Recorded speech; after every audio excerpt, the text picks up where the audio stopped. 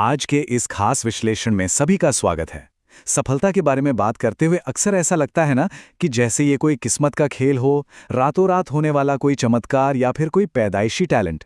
लेकिन आज हम उन सारे भ्रमों को तोड़ने वाले हैं। आज के इस डीप डाइव में हम ये साबित करेंगे कि सफलता के पीछे कोई जादू टोना नहीं है, बल्कि ये पूरी तरह से एक साइंस है। एक ऐसा साइंस जिसे बहुत ही आसानी से समझा और अपनाया जा सकता है। और इस बात को थॉमस एडिसन के इस बहुत ही मशहूर कोट से बेहतर भला और क्या समझा सकता है। जीनियस 1% प्रेरणा और 99% पसीना है। अब ये 99% पसीना असल में है क्या?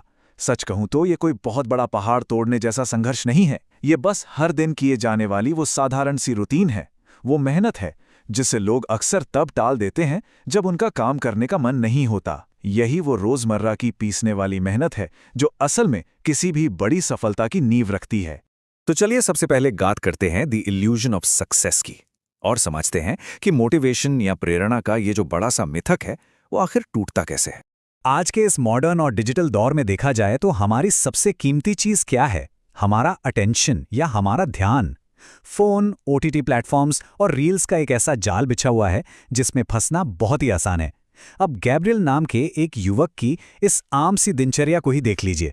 सुबह 8 बजे उठकर सीधा फोन चेक करना, 9 बजे जल्दबाजी में नाश्ता ठूंसकर ऑफिस भागना, फिर शाम 7 बजे थके हारे लौटकर टीवी या वेब सीरीज देखते रहना। और जो असली सपने हैं उन्हें किसी ऐसे वीकेंड के लिए टाल देना जो सच मानिए कभी आता ही नहीं।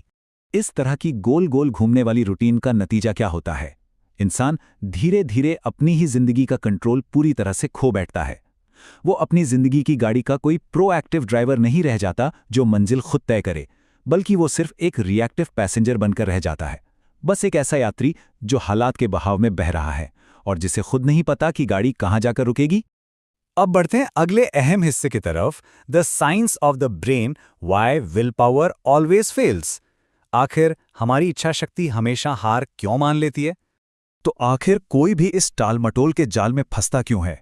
हम अक्सर इसे एक कमजोरी या आलस मान लेते हैं, लेकिन साइंस बताता है कि ये कोई मॉरल फेलियर नहीं है, बल्कि ये तो हमारे दिमाग की बायोलॉजी और बैटरी का खेल है। अब इस तुलना को देखिए। एक तरफ है प्रीफ्रंटल कॉर्टेक्स जो हमारे कॉन्शियस फैसलों और विल पावर को चलाता है।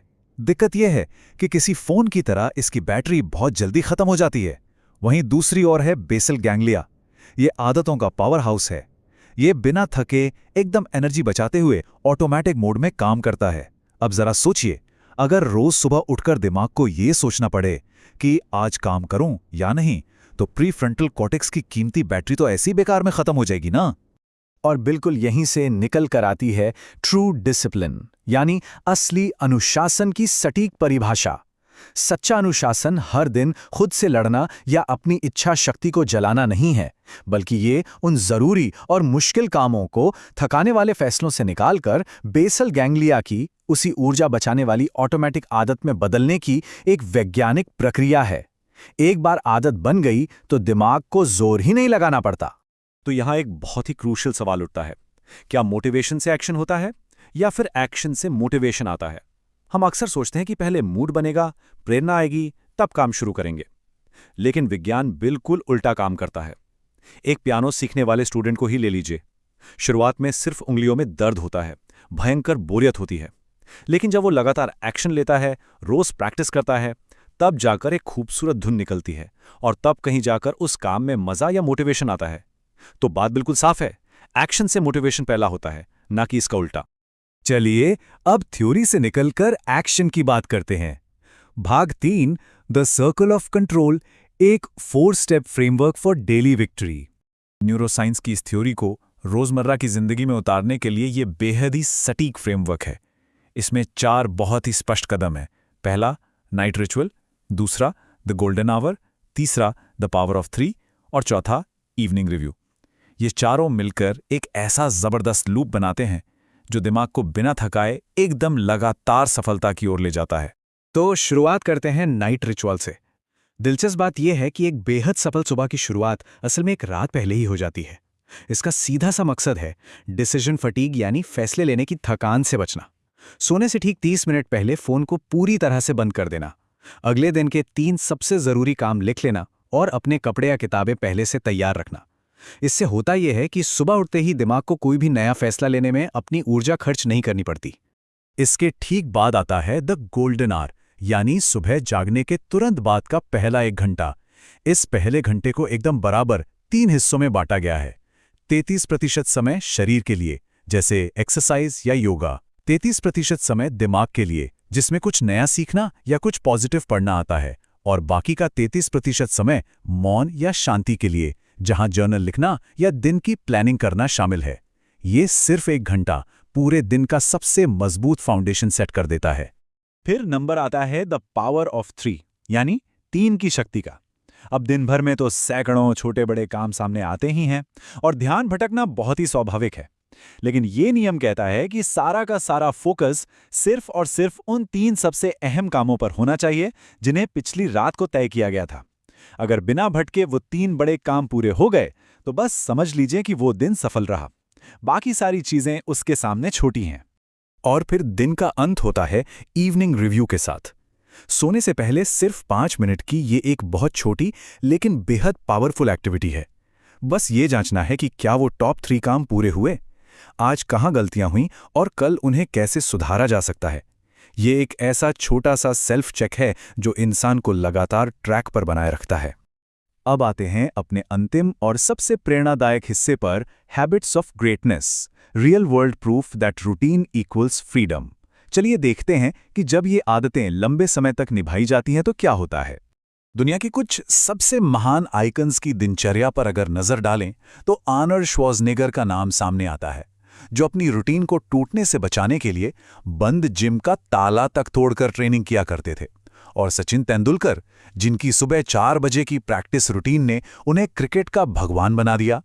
सच तो यह है कि इनकी महानता का राज केवल इनका जन्मजात टैलेंट नहीं था, बल्कि वो कठोर और लगभग जुनूनी रूटीन थी जिसने इन्हें अपने फील्ड का बेताज बादशाह बनाया। और अगर हम फिर से गैब्रियल के उसी कहानी पर लौटें तो ये बदलाव बिल्कुल साफ दिखाई देता है। उसी सर्कल ऑफ कंट्रोल को अपनाकर गैब्रियल ने अपनी जिंदगी पूरी तरह से पलट दी।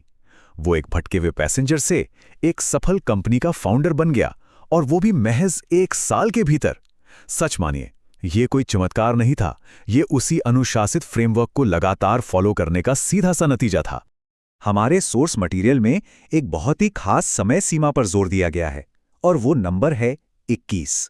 विज्ञान हमें बताता है कि कोई भी नया काम शुरू करने पर दिमाग सबसे पहले उसका विरोध करता है, वापस उसी पुराने कंफर्ट जोन में जाना चाहता है।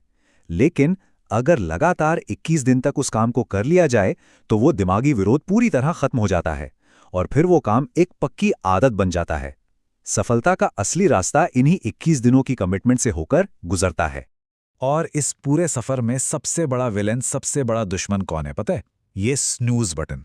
सुबह अलार्म बजने पर उसे बंद करके बस 5 मिनट और सो जाना। ये कोई छोटी सी बात नहीं है, ये असल में कमजोरी का सबसे बड़ा प्रतीक है।